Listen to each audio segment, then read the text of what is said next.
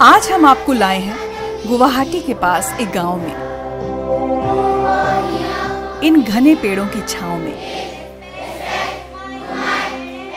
जहां चलता है ये छोटा सा स्कूल, पारिजात एकेडमी।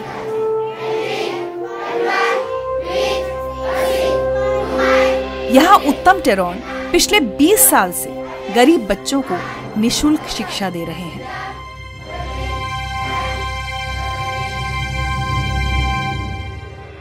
अपने लिए कुछ न रखकर, पुश्तैनी जमीन पर स्कूल बनाकर, बच्चों की शिक्षा के लिए जीवन समर्पित कर, आज उत्तम टेरोन पूरे इलाके के लिए एक सच्चे नायक बन चुके हैं।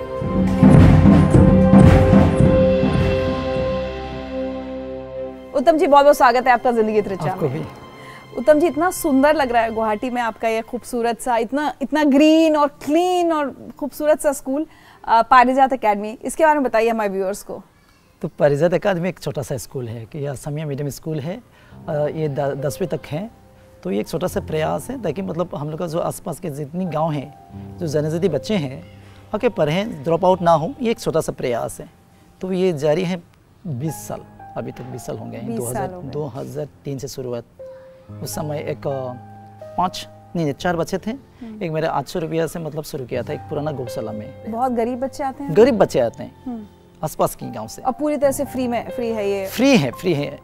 कोई अगर कंट्रीब्यूशन करना चाहते हैं उसके हिसाब से, कुछ पेरेंट्स अगर कोई मदद या 100 रुपया 150 रुपया, यस वेलकम हम लेते हैं, क्योंकि चलाना तो होगा स्कूल, इसके लिए लेता हूँ। अगर देने से तो लेता हूँ कंट्रीब्यूशन। अच्छा, एक बात बताइए, तो पारिजात एकेडमी की शुरुआत कब, क्यों और कैसे हुई? पारिजात की शुरुआत 2003 में जनवरी में।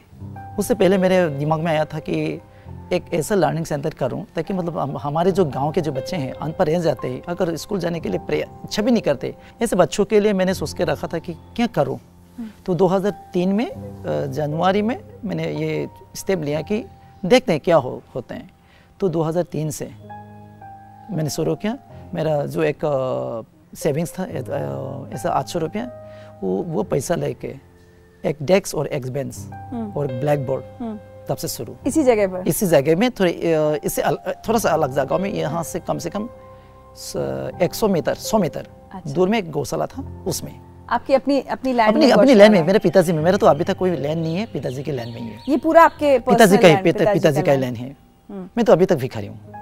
अरे भिखारी नहीं है, जो शिक्षा का दान दे रहा है इतने सारे बच्चों को, वो भिखारी कैसे हो सकता है? वो एक प्रयास है। तो भगवान की कृपा से, सबकी कृपा से ये कंसिस्टेंसी है बोल के। लेकिन जब 2003 में आपने शुरू किया तो क्या सोचकर शुरू किया? भाई, आप उस समय अपना करियर देख रहे होंगे कि मुझे क्या करना है, आपकी फैमिली भी सोच रही होंगी कि अभी कोई नौकरी करेगा। अचानक आपने एक स्कूल खोल दिया, वो भी फ्री में गरीब बच्चों के लिए। तो ये कैसे हुआ? मैंने सोचा था कि एक लर्निंग सेंटर ही एक शुरुआत करते हैं, क्या होगा क्या नहीं होगा देखा जाएगा। तो वही एक प्रयास मतलब लगातार मैंने कंसिस्टेंसी मतलब काम करते रहा। जैसे शुरुआत साल में 2003 में मैं 1 घंटा पढ़ाया करता था, उसको पढ़ाते थे बच्चों को, दिन में 1 घंटा ही। तो वे इतने इंटरेस्ट बढ़ गए हैं, तो फिर भी संडे को भी उन लोग आने के लिए इच्छा करते थे। तो एक मैंने देखा कि एक जॉयफुली हुआ है। तो धीरे धीरे ये एक वाइल्ड फायर का जैसा गांव तक फैल गए कि एक ऐसा पामोही में एक लर्निंग सेंटर है पारिजात एकेडमी बोल के, एक दो बच्चे आने लगा। अच्छा। तो वही मेरे को अच्छा लगा कि अरे, जो मैंने जो सीखा है, शायद अगर दूसरों को अच्छा लगा तो मैं उसके लिए मैं सफल। तब धीरे धीरे एक दो आने लगा। मेरे को विश्वास रखा, एक ट्रस्ट बिल्ड हुआ है। तो मेरा जिम्मेदारी बढ़ गई। तब से मतलब 2003 से एक क्लास करके मैंने एक्सपांशन करने को पेरेंट्स लोग मेरे को उत्साहित किया कि देखो तुम एक क्लास बढ़ा दो, ताकि मेरे बच्चे की नर्सरी से कम क श्रेणी से क्लास तो हो। दूसरा गवर्नमेंट स्कूल में जाएंगे तो और वो जाने के लिए इच्छा नहीं करेगा, फिर भी ड्रॉप आउट हो जाएगा। मैं तो उधर काम करते रहता हूँ उसके लिए। और आपके अपने पेरेंट्स ने रोका नहीं? पेरेंट्स, माय गॉड, मेरा पेरेंट्स, माँ पिताजी मेरे को बोला कि तू ऐसा काम करो, कहीं कंपनी में जाके करो तो देखो सैलरी मिलेगी। ये सब कोई निःशुल्क ये करके हम लोग क्या दोगे? माँ को बोला कि मेरे को ब्लाउज भी दे नहीं पाओगे, पिताजी को अगर साड़ी भी दे नहीं पाओगे सही में, तो मैं घर में बड़ा हूँ। तो जिम्मेदारी भी है। फिर भी आज का दिन तक मैं ऋणी हूँ पिताजी और माताजी का जो मेरे को दिया है। तो इतने सारे मतलब सेक्रीफाइस किया कि देखो करो तो करो, अच्छे से करो, नहीं तो हम लोगों को हार्म मत करना, दुख मत पहुँचाना।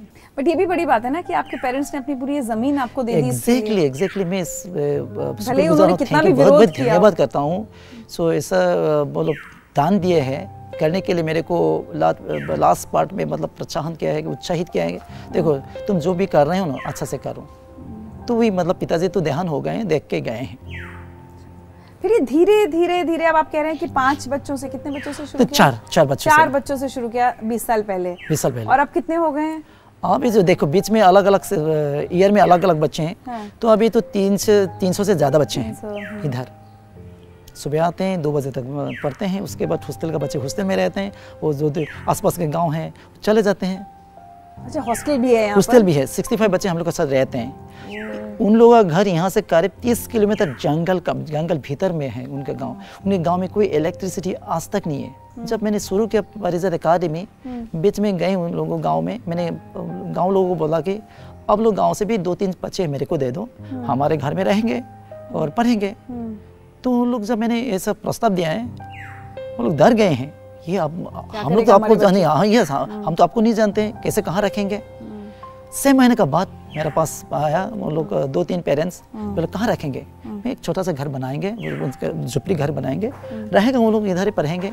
हॉस्टल सबके लिए नहीं, सिर्फ उस इलाकाओं के लिए। जो बच्चे दूर रहते आना जाना, मतलब आने का 4 घंटा लगता है, जाने का 4 घंटा, 8 घंटा रास्ता आना जाना दिन में पॉसिबल नहीं है। ऐसा बच्चे के लिए किया मैंने। उत्तम जी खर्चा कैसे चलता है स्कूल का जब तो बच्चों से आप फीस ले नहीं रहे हैं? स्पॉन्सर मांगता हूँ रियली। मैं लोगों से अपील करता हूँ, लोगों से ईमेल करता हूँ। देखो हम लोग को देखिए हर एक जैसे कि मिड डे मील अगर हो बच्चों के लिए, लंच के लिए 6 किसी राइस चाहिए, कुछ दाल चाहिए, अगर कोई दे तो हम लोग के लिए एक ब्लेसिंग है। तो ऐसा लोग देते हैं। क्योंकि किसी के बर्थडे में थोड़ा चावल भेज देते हैं, कुछ दाल भेज देते हैं, कई मतलब सब्जियाँ भेज देते हैं। ऐसा अगर ऐसा होता है तो हम लोग 2-3 दिन तक वो चला लेते हैं। अगर कोई ब्रेकफास्ट उस इंतज़ाम कर रहे हैं उस हिसाब से चल रहा है। वही इतना सुंदर खाना तो नहीं होता है लेकिन नहीं, लेकिन जैसे इतना सारा ये आपने जब बना दिया है, वहाँ मैंने देखा है गेस्ट हाउस भी था, तो ये सारा कंस्ट्रक्शन ये कैसे हुआ है? वो धीरे धीरे टाइम लगा है, धीरे टाइम लगा है। जब से मैंने ईमेल सीखा 2005 में, तब से लोगों को मैंने अननोन पीपल को बहुत लोगों को लिखा था। अच्छा। 2000 मैंने उससे पहले ईमेल के बारे में मुझे आइडिया भी नहीं था। अननोन लोगों को मेल भेजते थे? एकदम अननोन। में जब किसी के बुक्स में हो, मैगजीन में ऐसा मिलता है ना, ईमेल आईडी, तो मेरा क्यूरियस हूँ मैं उनको नहीं जानता हूँ। मैं सिर्फ लिखता हूँ, अगर रिप्लाई दे या ना दे तो अगर क्या लिखते हैं आप? तो मैं लिखता हूँ कि देखो मेरा नाम उत्तम तेरन है, मैं एक स्कूल चला रहा हूँ। तो ऐसे बच्चे हैं, वो हम लोग बोलते हैं कि सपोर्टेड चाइल्ड, तो हम लोग 500 रुपीज़ लेता हूँ एक चाइल्ड के पर मंथ। अगर ईयरली 6,000 पूरा साल में 6,000 होता है एक बच्चे के एजुकेशन सपोर्ट। उसके बाद कोई अगर बर्थडे सेलिब्रेट करना चाहते हैं और किसी के स्पेशल पर्सन के लिए कुछ सेलिब्रेट करना चाहते हैं, मैं वेलकम करता हूँ इधर। जब आएंगे ना, देखेंगे ना, तो वो तो बताएंगे ना लोगों को, तब वही मल्टीप्लाई हो जाता है।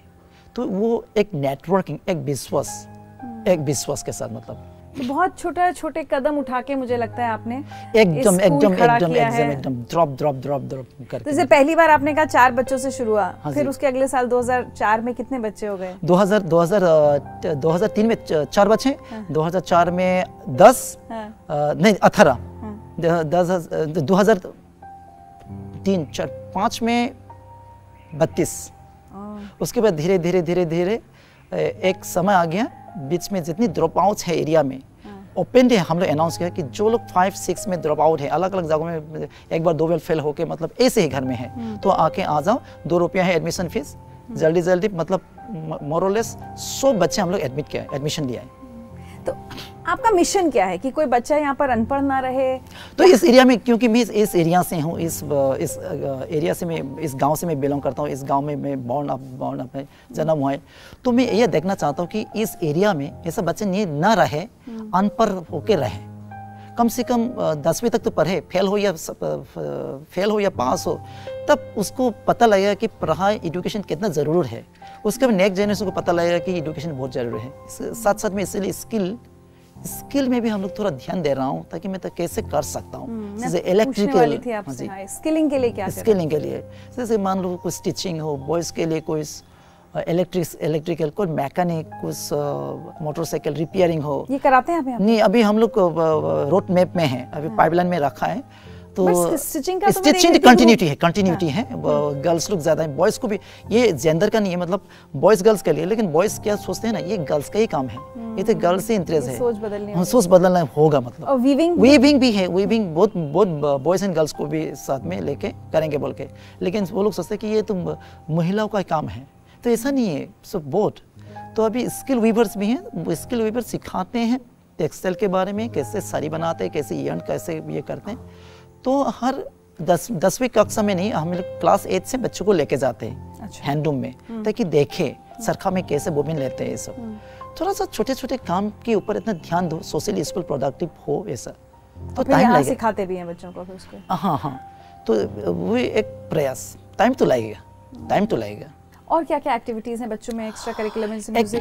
Music, dance, sports. मैं आपसे ये पूछने वाली थी कि अब बहुत गरीब बच्चे हैं और बिल्कुल असम में गांव में हैं, दुनिया नहीं देखी, कुछ नहीं, यहाँ आते हैं। अब आप यहाँ इन्हें म्यूजिक भी सिखा रहे हैं, डांस भी सिखा रहे हैं, वीविंग, स्टिचिंग, और पढ़ाई तो आप करा ही रहे हैं। क्या डिफरेंस आप देखते हैं इन बच्चों में 1 साल बाद, 2 साल बाद?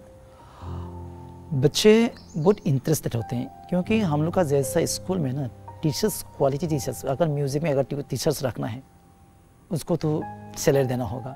वो सैलरी हम लोग टाइमली इकट्ठा कर नहीं पाता हूँ। लेकिन स्टूडेंट्स इतना हाईली इंटरेस्टेड है, अगर डांस के, वो लोग क्लासिकल डांस हो, मॉडर्न डांस हो, हाईली इंटरेस्टेड है। वो लोग खुद कोरियोग्राफ करते हैं, तो वो मैंने वो नेचर देखा है। वो लोग साइंस एग्जीबिशन करते हैं, और हम लोग का जो परिचय उत्सव करते हैं, कल्चरल इवेंट, वो लोग खुद ऑर्गेनाइज करते हैं। जैसे कि अलग अलग कार्यक्रम वो लोग ही कर लेते हैं, एंकरिंग वो लोग करते हैं। और हम लोग पता है बाल सभा, चिल्ड्रंस एक प्रोग्राम होते हैं, उनमें से मतलब एक सभापति होगा, एक सेक्रेटरी उनमें से होगा, एक लेक्चर उन लोग ही करेगा, मतलब सिर्फ टीचर्स सिर्फ गाइड करना है। तो मैंने देखा कि वो घर में तो वो माहौल नहीं है, तो वो माहौल तैयार करना होगा। ऐसा नहीं है कि हम लोग स्कूल से कोई इंजीनियर हुआ, कोई ये नहीं। तो मतलब जब जितने मिलते हैं स्कूल में, कैंपस में, दिन में ही जो सीखते हैं, घर में वो माहौल नहीं एक्चुअली। अगर पेरेंट्स अगर सपोर्ट करे, अगर 20% सपोर्ट करे, वो लोग अच्छा इंसान, अच्छा क्वालिटी स्टूडेंट्स बनेगा।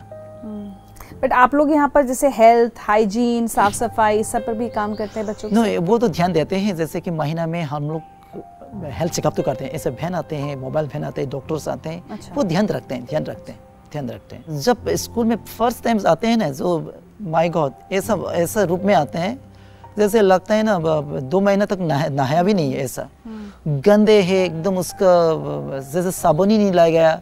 उसको फ्रेश होने के बाद उसका रूप अलग है।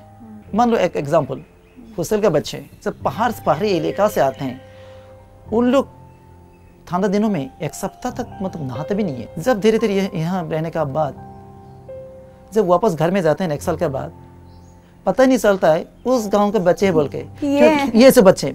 अगर कंपेयर करेंगे पुराना फोटो और उन लोग का लेटेस्ट फोटो, आकाश पाताल है। 2 लड़के ऐसा हैं, 30 किलोमीटर भीतर के गांव, कभी विदेश जाने का फ्लाइट का सोच भी नहीं सकता है, बैंकॉक घूम के आए हैं। ऐसा भी 2 बच्चे हैं, हाँ, अभी ग्रेजुएट हो गए हैं, वो गांव गए हैं। एक वॉलंटियर्स यूएस का ही, उन्होंने घुमा के 2 दिन बैंकॉक फ्लाइट बुक, उनका पासपोर्ट फर्स्ट टाइम स्टेप लगा है। क्या बात। तो वी है एक, अगर उस हिसाब से देखेंगे ना, अगर इधर वहाँ से गांव से नहीं आते तो वो बदलाव नहीं होता। इसीलिए गांव तक ये एक गुड मैसेज, एक गुड पहुंच रहा है। अच्छा, 10th तक आपके यहाँ पढ़ते हैं बच्चे, फिर इनको 11-12 के लिए 11-12 अलग गवर्नमेंट सेक्टर में जाते हैं। जैसे कि हायर सेकेंडरी होते हैं 10+2, वहाँ जाते हैं उस हिसाब से, परसेंटेज के हिसाब से। और वही मैं इसीलिए हम लोग कोशिश कर रहा हूँ 11-12 इधर खोलने के लिए, ताकि 18 साल वहाँ तक हो जाएगा, ताकि हम लोग प्लेसमेंट जॉब, कुछ डिप्लोमा, कुछ कार्यक्रम ऐसे करेंगे बोल के हम लोग सोच के रखा है। उत्तम जी, एक बात बताइए, ये 2003 से लेकर 20 साल में स्कूल खड़ा करने में आपको इतनी दिक्कतें आई हैं, इतना आपको मेल्स डालनी पड़ी हैं डोनेशंस के लिए, क्योंकि आपके पास कहीं से एक रेगुलर सपोर्ट नहीं है। रेगुलर सपोर्ट नहीं है। तो आपका अपना खर्चा कैसे चलता है, आपका जीवन कैसे चल रहा है? मैं इसीलिए बाहर नहीं जाता हूँ, सही में घर से निकलने से बहुत खर्चा है। तो अगर मेरे को अगर कुछ ज़रूर है, मैं कोई जिसको मैं बोल सकता हूँ मैं उसको बोल देता हूँ, मैं जिसको बता सकता हूँ। ऐसा लोग मेरे को शायद ऐसा थोड़ा काम से मदद करते हैं। वैसे मांग के पैसे तो इसीलिए मैं मतलब मैं जीवन तो इसीलिए मैं कैसा सोशल वर्क में फंस गया अभी महसूस कर रहा हूँ। अभी मैं देखो मैं 48 ईयर्स ओल्ड, अभी क्या काम करूँ? अभी जीवन तो आधा दान इधर ही दे दिया। 20 साल से आप संघर्ष कर रहे हैं। नहीं 20 साल देखिए जितनी कुछ दिखाई दे रहा है ना, तो ये परिजन अकादमी के प्रति आस्था एक रूम लोग ने बना के दिया है, किसी का नाम से डेडिकेट किया है। थैंक्स टू देम, वो ग्रेटिट्यूड है उन लोगों के लिए। कितनी हैरानी होती है देखकर कि 20 साल से इतना निस्वार्थ जीवन जी रहे हैं उत्तम टेरोन। अपने लिए कुछ है नहीं, किसी से मांग के वेल विशर से अपना खर्चा चलाते हैं, लेकिन फिर भी आज की तारीख में 300 बच्चे स्कूल में आते हैं। और अगर हम पूछें 2003 से लेकर अब तक 20 साल में कितने बच्चों को आप यहाँ से पढ़ा के कम से कम तो 2000 तो आसपास, नियरली क्लोजली 2000 आसपास कोई बेस में। हाँ। एक बात बताइए, इस 20 साल में कभी ऐसा मौका आया कि लगा कि बंद करना पड़ेगा, नहीं चल सकता? कभी कभी ऐसा फ्रस्ट्रेट हो जाता हूँ, कहाँ तक आ गया, लेकिन ये बंद कर देता हूँ। मन नहीं करता है कि मन कहता है कि नहीं वो थोड़ा सा धीरज रखो।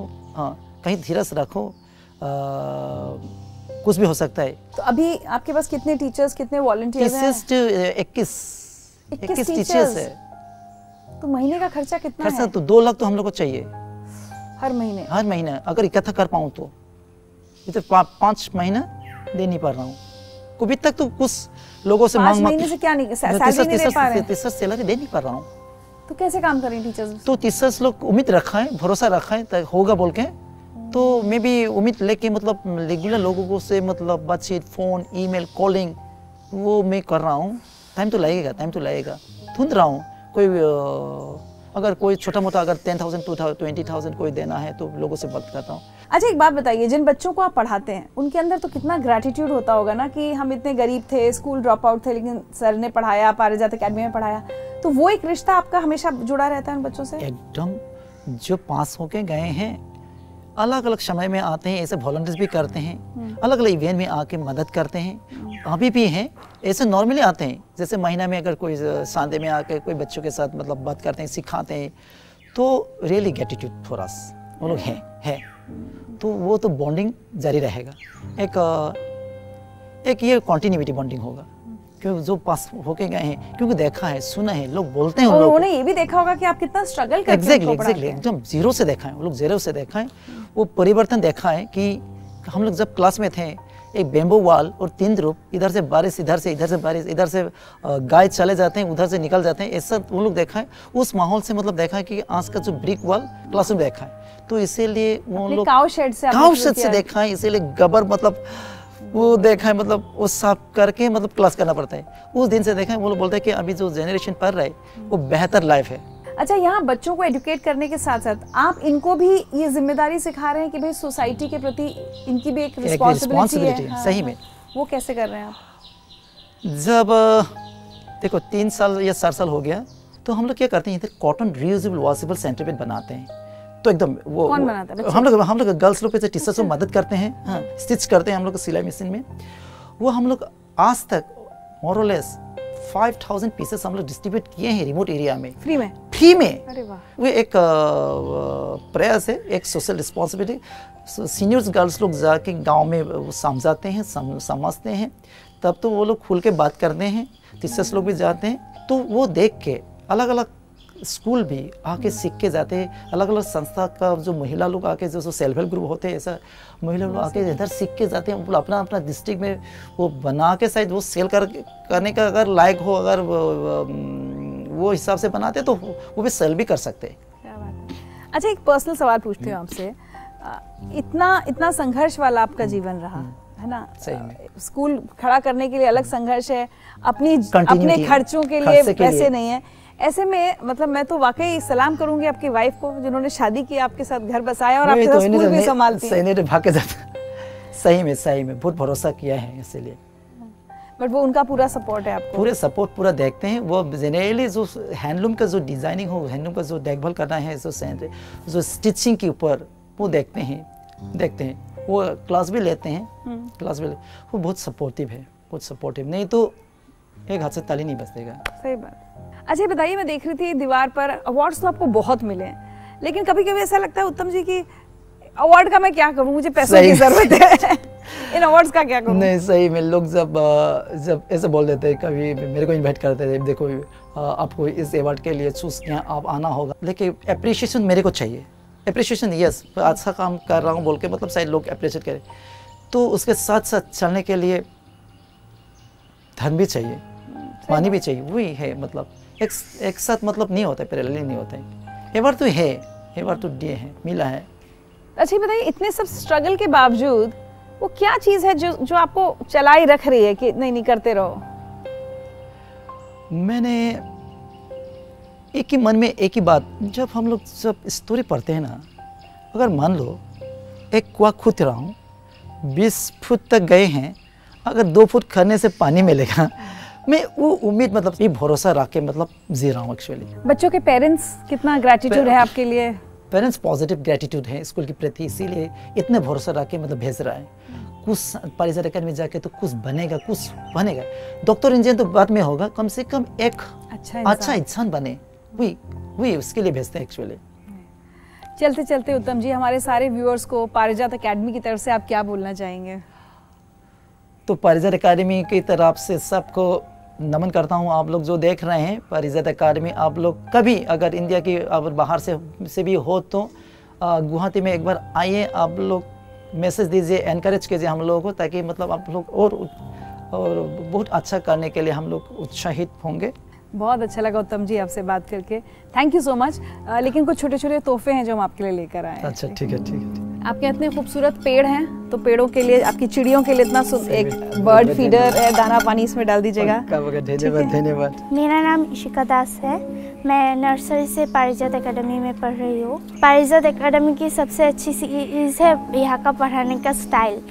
यहाँ टीचर्स लोग हम लोगों के साथ फ्रीली अच्छे से दोस्त की तरह मिलकर बातचीत करते हैं और अच्छे से समझाते हैं। नमस्कार, मेरा नाम है रिंकू दास, मैं नर्सरी से क्लास अभी 7 में हूँ, अब तक पढ़ रहा हूँ इस स्कूल में। यहाँ पे जो टीचर्स है और जो नेचर है, मुझे अच्छा लगता है, इसलिए मैं पढ़ रहा हूँ। नमस्कार, मेरा नाम मधुस्मिता बोरो है और मैं क्लास 10 में हूँ अभी, और मैं नर्सरी से पढ़ रही हूँ पारिजात अकेडमी में। सबसे पहले डिसिप्लिन सीखा है इस स्कूल से, और उसके बाद जो चीज़ हम नहीं जानते वो भी सीखे हैं, और उसके बाद और बहुत कुछ सीखे हैं हम लोग इस स्कूल से।